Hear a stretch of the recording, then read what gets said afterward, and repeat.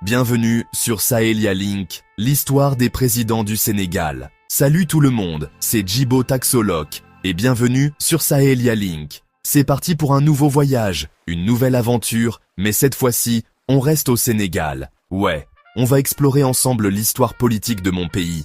Aujourd'hui, on plonge dans le passé pour rencontrer les figures emblématiques qui ont gouverné le Sénégal, de 1960, l'année de l'indépendance, jusqu'à aujourd'hui. Préparez-vous à voyager dans le temps, parce qu'on va rencontrer des poètes, des technocrates, des avocats, des ingénieurs, tous réunis par une seule mission, diriger le Sénégal. Des moments forts, des défis, des réussites. Chaque président a marqué l'histoire à sa manière. Alors, installez-vous confortablement, montez le son, et on est parti pour un voyage captivant à travers l'histoire politique du Sénégal. C'est parti! Léopold Sédar Senghor. Le poète président. On commence fort avec le premier président du Sénégal, Léopold Sédar Senghor. Figure mythique, hein? Pas seulement président, mais aussi poète, intellectuel et cofondateur de la négritude. Imaginez? Senghor, c'est un peu le papa de l'indépendance sénégalaise. Il prend les rênes du pays en 1960, et là, c'est parti pour 20 ans de présidence. 20 ans, c'est énorme, non? Il a vraiment marqué le Sénégal. Son truc à lui, c'est le développement par la culture. Il voulait un Sénégal fort par son identité, par son art, par sa pensée. Et puis, Senghor, c'était un visionnaire. Il a compris l'importance de l'éducation, de la santé, et il a tout fait pour que le Sénégal avance sur ces terrains-là.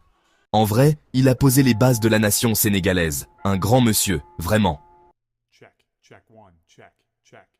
Abdou Diouf, le technocrate modernisateur. Après Senghor, place à Abdou Diouf. Lui, c'est un peu le monsieur modernisation du Sénégal. Technocrate dans l'âme, il a pris la relève en 1981 et a continué à faire avancer le pays. Son truc à lui, l'économie, les infrastructures, tout ce qui pouvait faire entrer le Sénégal dans une nouvelle ère. Il a boosté l'agriculture, développé l'industrie et a même ouvert le pays au tourisme.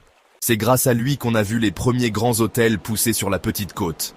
Mais le plus important, c'est qu'il a été le premier président africain à céder le pouvoir pacifiquement après une défaite électorale. Un vrai geste démocratique. Chapeau bas, monsieur Diouf. Chapter 3, Abdoulaye Wade, l'avocat bâtisseur. En 2000, changement de décor. C'est Abdoulaye Wade, figure historique de l'opposition, qui arrive au pouvoir.